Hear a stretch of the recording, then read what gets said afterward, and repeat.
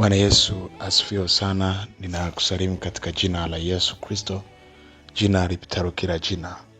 Tunamshukuru Mungu ambaye ametupa nafasi tena ya kujifunza neno la Mungu na kukaa kwenye darasa lake.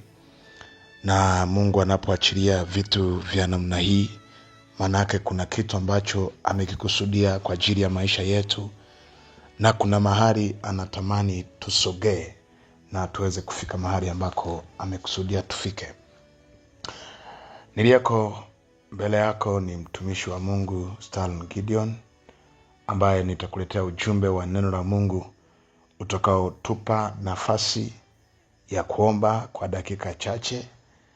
Na leo ikiwa ni siku yetu ya kwanza, somo ambalo tuko nalo linasema ukombozi wa familia. Ukombozi wa familia. Ukombozi wa familia kutoka kwenye maagano ya urithi. Ukombozi wa familia kutoka kwenye maagano ya urithi. Bwana Yesu asifiwe. Sasa mwingine anaweza akasema, kwa nini ukombozi wa kifamilia? Mara nyingi Biblia inasema tusizalau vifungo ili visije vikakazwa. Bwana Yesu asifiwe. Tusizalau vifungo ili visije vikakazwa. Na mimi nikukaribishe wewe ambaye unatusikiliza na kutufuatilia ndani ya Tanzania na nje ya Tanzania. Ninachoomba tu kwamba niazime sikio lako kwa hizi dakika chache, ili Mungu apate kusema na wewe kila ambacho amekusudia kusema na wewe. Sasa tunaposema kwa habari ya ukombozi, manake tunamaanisha ya kwamba hicho kitu aidha kimeshikiliwa au kimewekwa chini ya mamlaka ya ambacho hicho kitu kinahitaji kutolewa kwenye hiyo mamlaka, kinahitaji kutolewa kwenye huo utawala. Bwana Yesu asifiwe. Sasa nataka uone hapa, watu wengi tuko kwenye familia ambazo kiuhalisia kabisa sisi Mungu ametukomboa, lakini bado familia zetu bado hazijakombolewa. Umeokoka, lakini bado kuna ndugu zako wamefungwa kwenye madhabahu za ulevi, wamefungwa kwenye zinaa, wamefungwa kwenye maisha ya dhambi. Tumekombolewa, lakini bado uchumi wa kifamilia adui amefunga. Bwana Yesu asifiwe. Nakumbuka familia ndiyo inayotengeneza msingi wa maisha ya mtu. Familia ndiyo ambayo inatengeneza msingi wa maisha ya kila mtu, kwa sababu hakuna mtu aliyejileta hapa duniani. Kila mtu kuna familia ametoka, na hiyo familia ambayo ametoka ndiyo iliyomtengenezea aina ya maisha ambayo tunayaona. Bwana Yesu asifiwe. Na kwa lugha nyingine tunaweza tukasema maisha tunayokuona ulionayo ni msingi wa familia uliotoka. Bwana Yesu asifiwe. Sasa nataka tuangalie mambo machache, kwa sababu leo ni siku yetu ya kwanza. Tutaangalia mambo machache alafu tupate nafasi ya kuomba. Nini maana ya agano? Kumbuka tunaangalia ukombozi wa familia kutoka kwenye maagano ya urithi. Sasa nataka tuangalie maana ya agano, alafu tuje kwenye urithi, alafu hapo tutapata nafasi ya kuomba. Nini maana ya agano kwa sababu familia inaweza ikawa imefungwa kwenye agano, na itategemea kwamba agano lipi limefunga hiyo familia. Na wakati mwingine unaweza ukashangaa baadhi ya vitu haviendi kwenye familia. Unajitahidi sana kupush, kuwekeza nguvu zaidi ya kiuchumi, lakini ghafla unashangaa hauoni matokeo.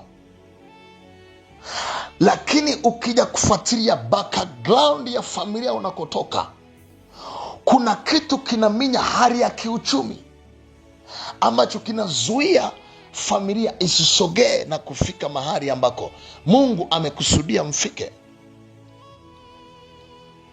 Bwana Yesu asifiwe. Agano ni kiapo. Agano ni kiapo cha uaminifu kinachofungwa na pande mbili. Ni kiapo cha uaminifu kinachofungwa na pande mbili, zitembee pamoja na siwepo wa kukitangua isipokuwa kwa makubaliano. Agano ni kiapo cha uaminifu kinachofungwa na pande mbili, zitembee pamoja na asiwepo wa kukitangua isipokuwa kwa makubaliano maalum. Bwana Yesu asifiwe. Agano ni kiapo cha uaminifu kinachofungwa na pande mbili, zitembee pamoja na asiwepo wa kukitangua isipokuwa kwa makubaliano maalum. Bwana Yesu asifiwe. Sasa kitabu kile cha Mwanzo sura ile ya 17, Mwanzo sura ile ya 17 na ule mstari wa kwanza. Abrahamu alipokuwa mtu wa miaka 99, Bwana akamtokea Abrahamu akamwambia, mimi ni Bwana Mungu Mwenyezi, uende mbele yangu ukawe mkamilifu, nami nitafanya agano langu kati ya mimi na wewe, nami nitakuzidisha sana sana. Abrahamu akaanguka kifudifudi. Mungu akamwambia akasema, mimi agano langu nimelifanya nawe utakuwa baba wa mataifa, wala jina lako hutaitwa tena Abrahamu, lakini jina lako litakuwa Ibrahimu, kwani nimekuweka uwe baba wa mataifa mengi, nami nitakufanya uwe na uzao mwingi sana, nami nitakufanya kuwa mataifa, na wafalme watatoka kwako. Agano langu nitalifanya imara kati yangu mimi, wewe na uzao wako baada yako, vizazi vyako, kuwa agano la milele, kwamba nitakuwa Mungu kwako, kwa uzao wako baada yako, nami nitakupa wewe uzao wako baada yako nchi unayokaa ugeni, nchi yote ya Kanaani, kuwa miliki ya milele, nami nitakuwa Mungu wako. Bwana Yesu asifiwe.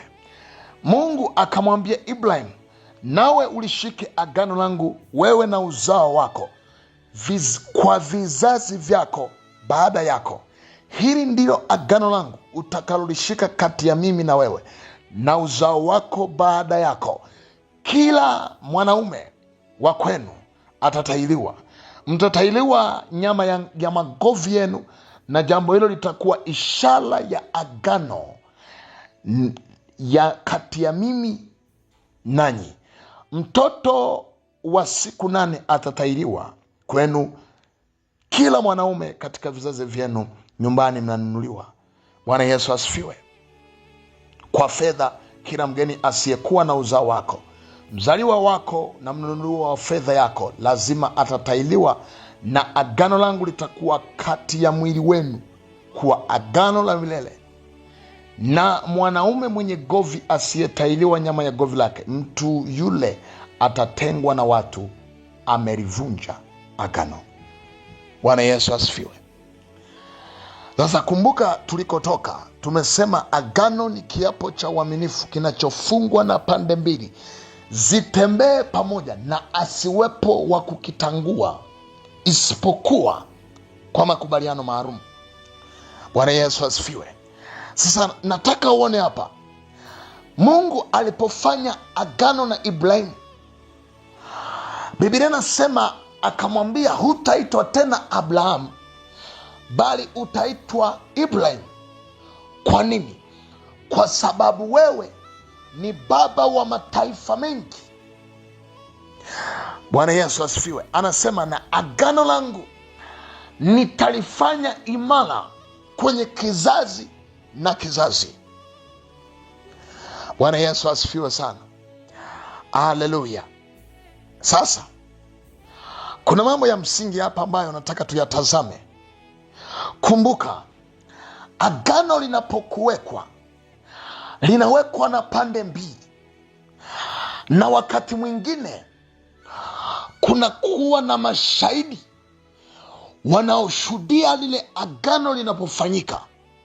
Kwa mfano, mtu anapofunga ndoa, kumbuka, ili itwe ndoa ya kimungu inafanywa na mtu anaitwa mwanamke na mwanaume, na hawa watu hawa wanapofanya agano la ndoa, wanapopatana na wanasema kitakachotutenganisha ni kifo. Kwa lugha nyingine, kitakachotangua agano letu ni swala la kifo, vinginevyo lile agano halitatanguliwa. Na kumbuka, agano lolote lile lazima iwepo ishara ya lile agano lililofanyika. Kwa mfano, agano la ndoa ni pete. Ile pete, na ndio maana Biblia, ndio maana wale wanapoahidiana wakati wanafunga ndoa wanasema, pokea pete hii ili iwe alama ya ukumbusho ya agano letu la ndoa. Maana yake ni nini? Maana yake unapotazama pete unakumbuka lile agano ulilolifanya na mke wako. Kwa lugha nyingine, apata kuwa na mtu wa kulitangua. Maana yake ile pete inasimama kama ishara ya agano ya ndoa ile. Bwana Yesu asifiwe. Haleluya. Sasa nataka uone mambo machache, nataka tutazame mambo machache hapa tunapojenga msingi. Sasa inategemea kwenye familia ya kwamba ni agano lipi lilifanyika kwenye familia. Je, kama kwenye familia kuna agano lililofanyika, na kumbuka kumbuka, agano lazima lifanyike kwenye madhabahu. Lazima lifanyike kwenye madhabahu. Na jambo nyingine kabisa, agano lolote linapofanyika lazima damu imwagike. Agano linapofanyika lazima iwepo damu. Lazima iwepo damu. Kama hakuna damu, basi hayo ni makubaliano, hilo silo agano. Kwa mfano, agano la kale, mahali popote ambapo walikuwa nafanyika agano, Biblia inasema walikuwa wakitoa damu za wanyama, zinafanyika ishara ya agano. Kwa mfano, agano la upatanisho wa dhambi lilikuwa linafanyika kwa maelekezo maalum. Mungu alikuwa anawapa maelekezo ya kwamba kwa dhambi hiyo anatakiwa achinjwe aiza mwana kondoo au achinjwe ng'ombe au achinjwe ng'ombe. Na atakapochinjwa, kuhani anapewa maelekezo ya namna atakavyotoa hiyo sadaka ya ng'ombe. Alafu Biblia inasema alipokuwa anamwaga hiyo damu patakatifu, Biblia inasema Mungu alipokuwa anaiona hiyo damu anasamehe uovu. Kwa hiyo agano la kale lilifanyika kwa kutumia damu za wanyama, na ndio maana hapakuwepo, Mungu alipokuwa anatazama hiyo damu anasamehe, lakini kulikuwa na kitu kina miss, kulikuwa na kitu kinakosekana. Bwana Yesu asifiwe. Okay, tunapokuja agano jipya, agano jipya limefanyika kwa damu ya Yesu. Yesu alipotaka kufanya agano la upatanisho wa dhambi, la kutupatanisha sisi na Mungu wetu, alimwaga damu yake msalabani, ishara ya kutupatanisha. Kwa hiyo agano la kale lilifanyika kwa damu ya wanyama, agano jipya lilifanyika kwa damu ya Yesu. Bwana Yesu asifiwe. Sasa nataka tuone mambo machache hapa, kama matano, na tutakuwa tunaangalia jambo moja baada ya jingine. Agano ni jambo la kisheria. Agano ni jambo la kisheria linalowekwa kisheria, na ili liondolewe lazima liondolewe kisheria. Agano ni jambo la kisheria linalowekwa kisheria. Ili liondolewe lazima liondolewe kisheria. Bwana Yesu asifiwe. Haleluya. Kwa mfano, Mungu alipofanya agano na Ibrahimu, aliwaambia mtoto wa kiume akifikisha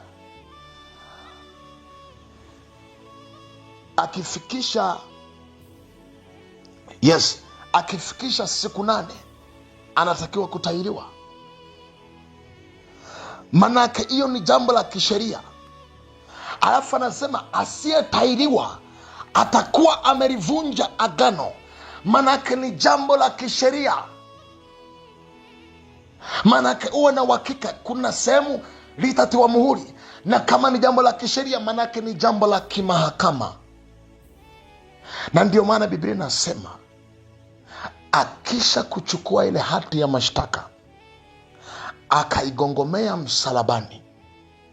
Anaposema akisha kuichukua hati ya mashtaka, maana yake ni nini?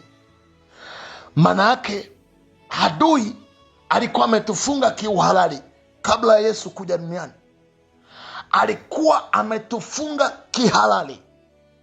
Kwa hiyo ili Yesu aweze kutukomboa, ilibidi amwage kwanza damu yake msalabani ili aweze kutukomboa.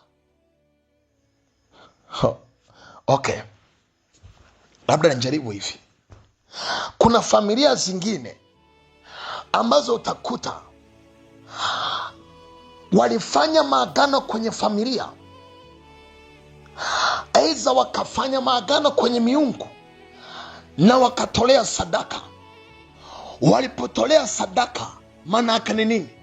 Maana yake wamempa shetani mamlaka, wamempa uhalali wa kuendelea kushikilia ile familia. Kinachompa shetani uhalali ni ile sadaka iliyotolewa. Ni ile sadaka iliyotolewa. Bwana Yesu asifiwe. Ni ile sadaka iliyotolewa. Kwa hiyo manake utakuta kuna familia zingine adui amezifunga kihalali. Kwa hiyo ili zikombolewe lazima tu jambo la kisheria katika ulimwengu wa roho litumike. Kumbuka, dhambi ni jambo la kisheria. Unasema kivipi? Biblia inasema kwa mfano, usiue au usizini au usiibe. Hiyo ni sheria. Kwa hiyo adui anapoenda mbele za Mungu anamwambia cheki mtoto wako ameua au amezini, manake shetani anatumia sheria. Kwa hiyo dhambi ni jambo la kisheria, na ndio maana Biblia inasema kwa maana mshtaki wenu anaenda kushtaki wapi? Manake kwenye mahakama ya mbinguni, kwa sababu hawezi akashtaki. Maana kama anaenda kushtaki, manake kuna mamlaka ambazo lazima ziamue hilo jambo kisheria, na ndio maana Biblia inasema kila mtu atahukumiwa kadiri ya matendo yake. Kwa hiyo kitakachohukumu ni mahakama ya mbinguni, na kama ni mahakama ya mbinguni, manake kutakuwa na shahidi. Bwana Yesu asifiwe. Sasa hiyo ni shule nyingine, lakini nataka nikuonesha kwamba agano ni jambo la kisheria. Kwa hiyo kuna familia zingine walifanya maagano wakatoa na sadaka. Hakuna atakayeolewa kwenye familia isipokuwa amefata utaratibu wetu. Kwa hiyo utashangaa kuna baadhi ya familia kabisa, hata kwenye swala la kuolewa linaratibiwa na madhabahu za kifamilia, ndio zinazoratibu kwenye hilo jambo. Na ikitokea mtu ameenda kinyume, ghafla zile madhabahu zitainuka juu yake na kumzuia na kumwekea zuio, na wengine kabisa watazuiliwa mpaka kuolewa. Kwa nini? Kwa sababu madhabahu zile za kifamilia zimeshikilia familia kisheria. Kanda rapa koriasiki rikamando rabashata rabakoriasiki kanda rapa koriasiki. Sasa hebu angalia, fikiria, agano limefanyika kwenye familia, wewe ujui, ila ukaingizwa kwenye hilo agano pasipo kujua. Na tunapojaribu kuangalia namna hii, angalia, piga taswira, cheki picha ya kifamilia, angalia familia yako, kuna agano lipi mnalotembea nao? Na hilo je, ni agano la Mungu aliye hai au ni agano la mungu mwingine? Maanake anaendelea kukamatilia familia, anaendelea kushikilia familia. Kwenye eneo la kiuchumi hamwezi mkavuka, kwenye eneo la fulani hamwezi mkavuka. Nini manake? Manake adui amekamata familia, ameikamata na ameifunga kisheria. Kuna familia zingine yanafanyika maagano ya mauti, na yanapofanyika maagano ya mauti inakuwepo halama kwenye familia inayosimamia hilo agano. Na ndicho Mungu alichokifanya kwa Ibrahimu. Alipofanya agano na Ibrahimu, aliweka ishara. Ishara gani? Ya kwamba kila mtoto wa kiume atakayezaliwa akifikisha siku 8 lazima atairiwe. Manake anapotairiwa, manake ni ishara ya kuimarisha agano, lakini pia ni ishara ya kulinda lile agano. Ziko familia zingine ambazo ili walinde agano lazima watoe sadaka, na hiyo sadaka watakayotoa ndio inaendelea kuimarisha lile agano waliloweka. Bwana Yesu asifiwe. Na ndio maana kuna familia zingine ambazo utakuta mwaka baada ya mwaka kuna mtu anaondoka, lakini sio hivyo tu, utajikuta baada ya mwaka ndugu wanakutana kwenye familia, ghafla kuna ibada fulani hivi wanazifanya kwenye familia, na zile ibada zitaambatana na sadaka. Sasa mimi sisemi kufanya ibada kifamilia ni jambo baya, hapana, lakini cheki ni aina ipi ya ibada inayofanyika. Kuna wengine hata kama yuko wapi, lazima watarudi nyumbani kukaa kama familia, na watafika kule wataenda kuabudu miungu, na wakienda kuabudu miungu wataitolea na sadaka. Ziko familia zingine ziko namna hiyo, wanatolea sadaka. Manake nini? Manake wanaendelea kuimarisha lile agano ili liendelee kutembea na liendelee kukuzwa kizazi na kizazi. Bwana Yesu asifiwe. Haleluya. Sasa nataka uangalie hapa, Nataka uangalie hapa, nataka uangalie jambo hapa. Kila agano lina alama. Kila agano lina alama. Kila agano lina alama.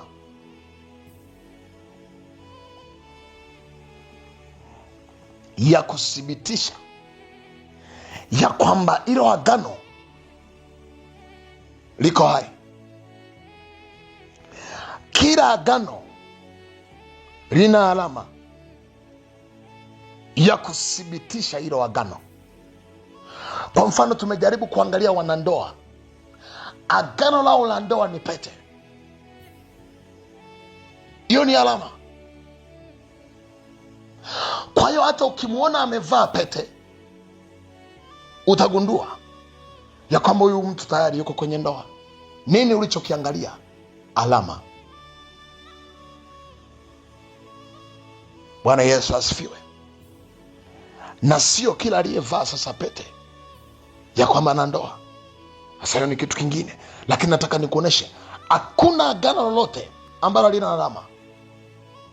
Fuatilia, kuna familia zingine kuna maagano ya mauti. Moja wapo ya kuthibitisha ile agano, lazima wakifikisha miaka fulani lazima afe mtu. Wanafikisha miaka 40 anakufa mtu, wanafikisha 45 anakufa mtu, au wanafikisha miaka 30 anakufa mtu. Bwana Yesu asifiwe. Haleluya. Na hilo agano kuna Mungu analisimamia. Kwa nini? Kwa sababu wakati linafanyika kulikuwa na mashahidi ambao wanashuhudia lile agano linafanyika. Kwa mfano, mtu anapofunga ndoa kwenye madhabahu ya Mungu aliye hai, kuna mbingu zinashuhudia, kuna kuhani anashuhudia, kuna washirika wanashuhudia, ardhi nayo imeshuhudia. Kwa hiyo madhabahu ambayo imesimamia hilo agano ndiyo ambayo itakuwa inaendelea kulipa nguvu lile agano.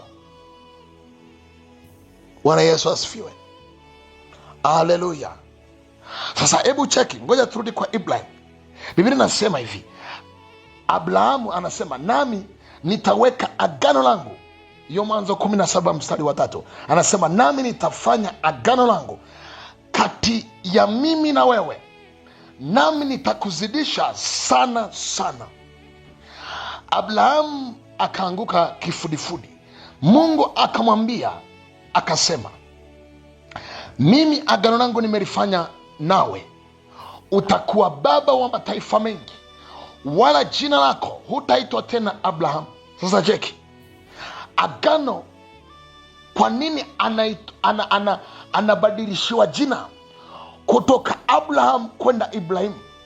Kwa sababu jina la Abraham ni jina ambalo lilikuwa alijabeba agano la kimungu, lakini jina Ibrahimu lilikuwa limebeba kusudi la Mungu kumweka Ibrahimu kwenye nchi. Na maana tutaangalia hicho kipengele cha majina, kwamba je, jina ulilopewa ndilo jina ni sawasawa na ahadi ya Mungu uliyopewa? Kwa sababu tunaona alibadilishiwa jina hapa na miaka 99. Can you imagine?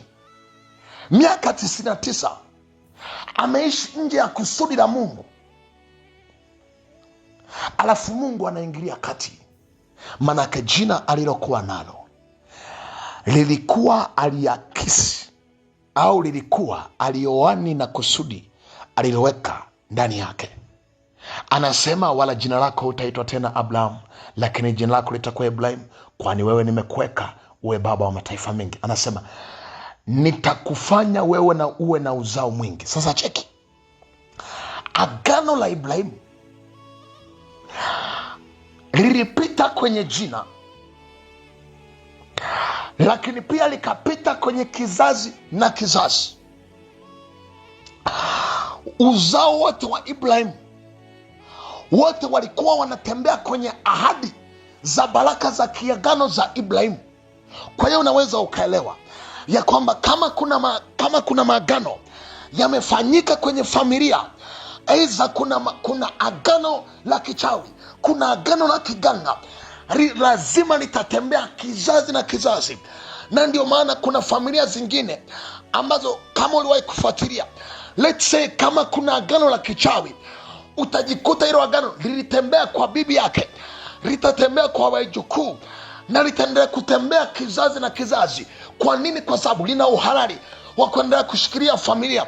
Manake ili liondolewe, lazima apatikane mtu wa kulitangua lile agano kisheria. Anapoondoa lile agano, anamnyima uhalali wa adui kuendelea kukamata ile familia. Kwa nini? Kwa sababu ameondolewa kisheria. Bwana Yesu asifiwe.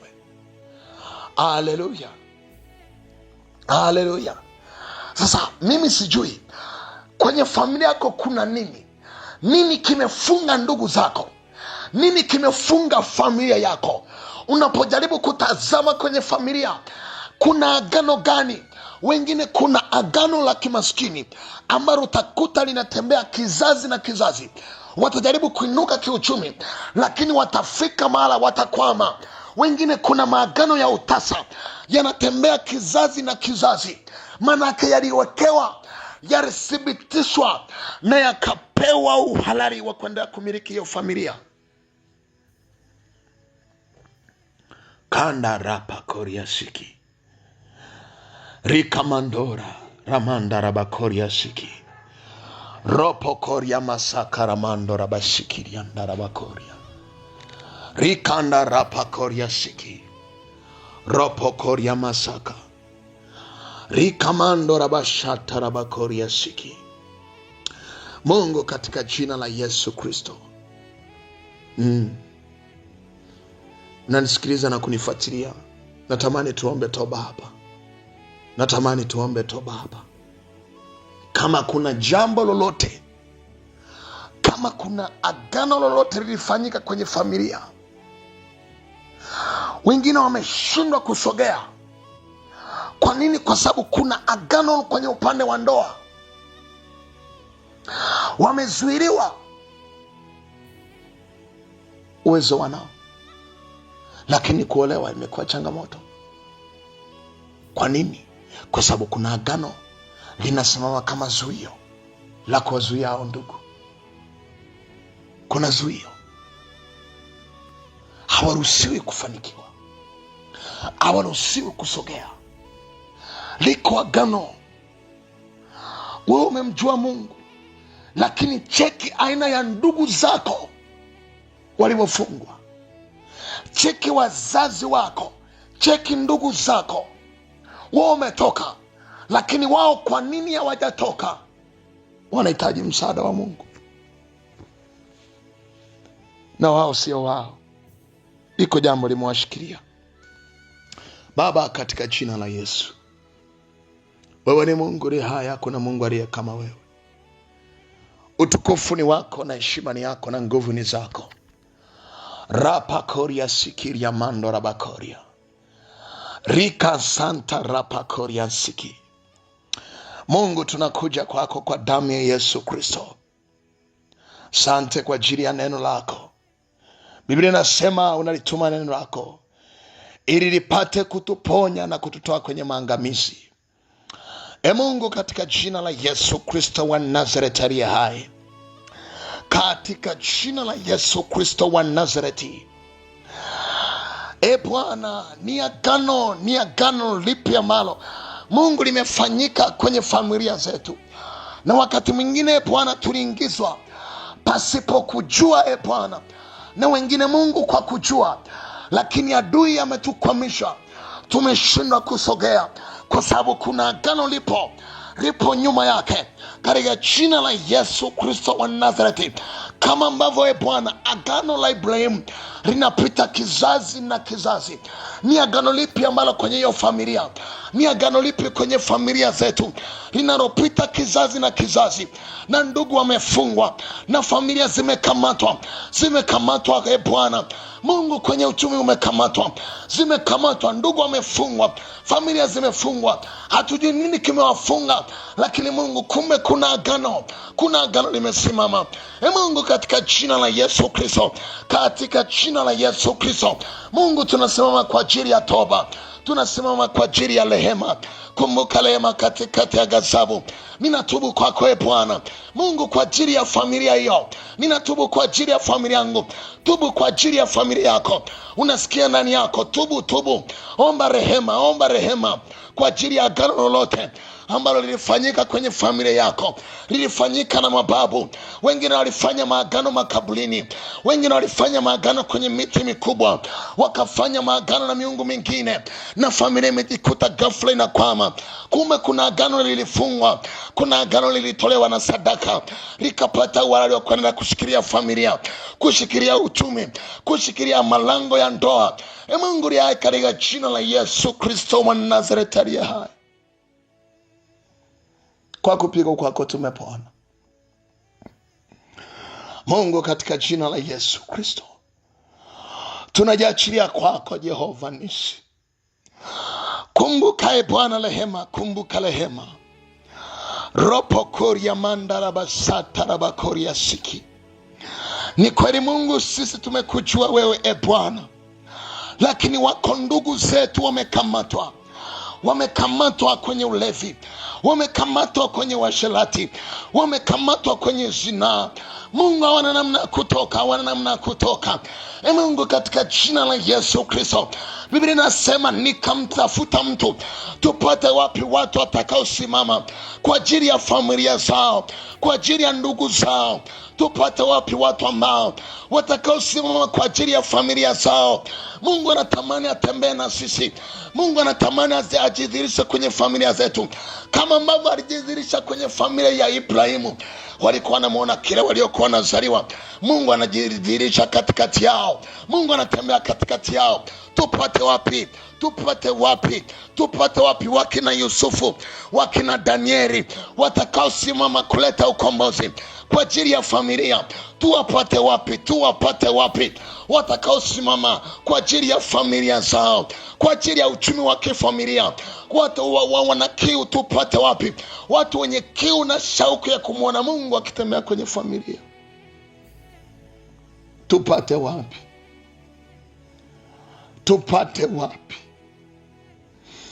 Tumeteseka ya tosha, familia zimefungwa, ndugu wanashindwa kuvuka.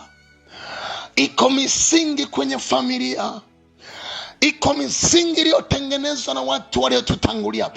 Mungu liye hai, katika jina la Yesu Kristo tunasimama kwa ajili ya toba. Tunatubu mbele zako kwa ajili ya misingi yote iliyoweka kwenye familia kinyume na neno lako, imeshikilia maisha yetu. Tumetembea kwenye maagano ya uovu, tumetembea kwenye maagano ya kulisi, tumetembea kwenye vifungo pasipo kujua. Rikamando rabashata rabakoria siki rapa koria sikiria mando rabashata kanda rapa koria siki kanda rapa koria santa rabakoria siki. Mimi sijui nani ambaye na mzigo kwa ajili ya familia yake. Sijui ni nani na nisikiliza na kunifuatilia. Angalia familia yako, angalia ndugu zako, angalia. Usifurahi wewe kwa sababu umekombolewa. Ndugu zako nao Mungu anawataka, Mungu anawahitaji. Mungu, sikia kuomba kwetu. Rikanda rapa koria sata rapa kanda raba shata raba koria siki rinda rapa koria siki yamando kanta rapa koria siki kanta rapa koria mande. Mungu, katika jina la Yesu na Mungu katika damu ya Yesu Kristo, utukufu ni wako, heshima ni yako. Kumbuka rehema. Baba, ninakushukuru kwa ajili ya neema yako. Asante kwa ajili ya watoto wako ambao wametusikiliza na kutufuatilia. Ninaomba wiki usitupite Bwana. Ninaomba usitupite wiki, Mungu li hai, tuone mkono wako. Na nikushukuru wewe ambaye umeendelea kutufuatilia. Leo ni siku ya kwanza, tumejenga msingi, tumeweka msingi. Kesho sasa tutaanza kuingia ndani, Baba, katika jina la Yesu. Ninakushukuru kwa ajili ya watoto wako ambao wametusikiliza na kutufuatilia. Mkono wako wenye nguvu uwe juu yao, katika jina la Yesu Kristo wa Nazareti aliye hai.